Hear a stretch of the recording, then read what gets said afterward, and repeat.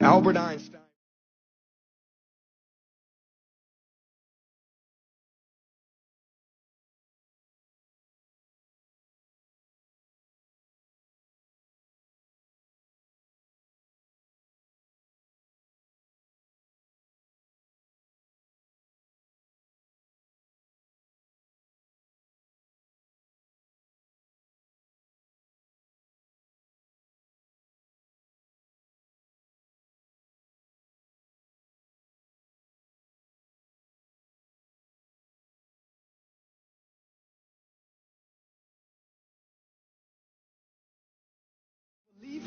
They are useless?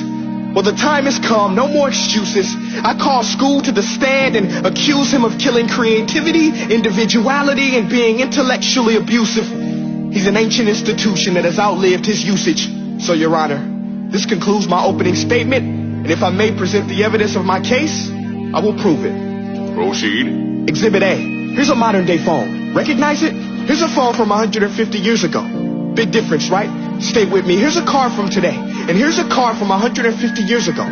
Big difference, right? Well, get this. Here's a classroom of today. And here's a class we used 150 years ago. Now, ain't that a shame? In literally more than a century, nothing has changed. Yet you claim to prepare students for the future?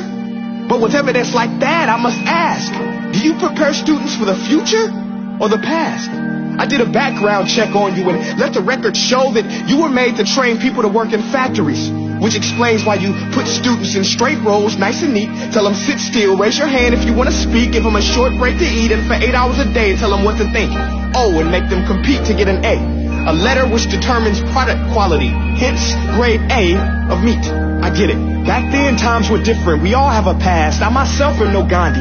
But today, we don't need to make robot zombies. The world has progressed. And now we need people who think creatively, innovatively, critically, independently, with the ability to connect. See, every scientist will tell you that no two brains are the same. And every parent with 2 or more children will confirm that claim.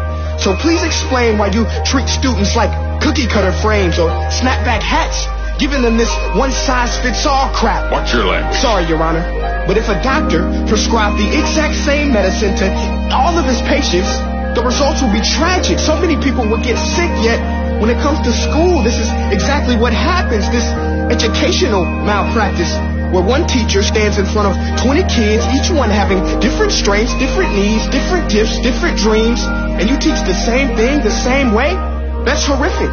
Ladies and gentlemen, the defendant should not be acquitted. This may be one of the worst criminal offenses ever to be committed. And let's mention the way you treat your employees. Objection. Overruled. I want to hear this. It's a shame.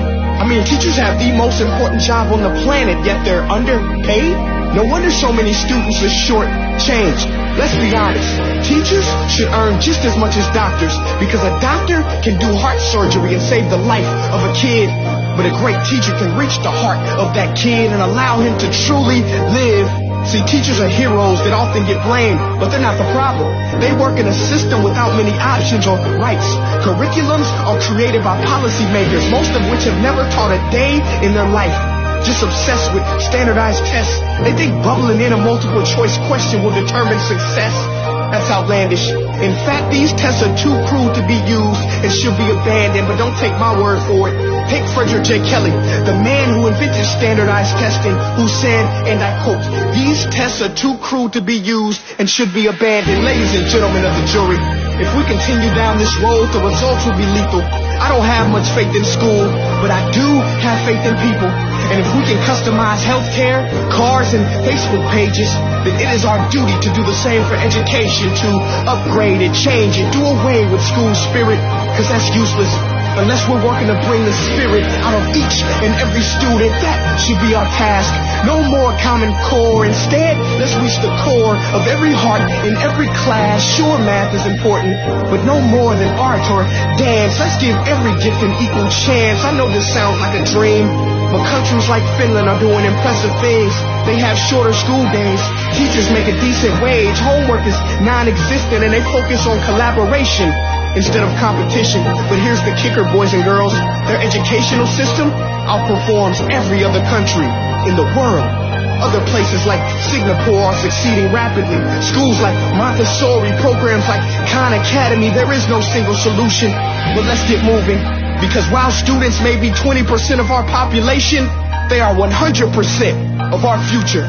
So let's attend to their dreams, and there's no telling what we can achieve. This is a world in which I believe, a world where fish are no longer forced to climb trees.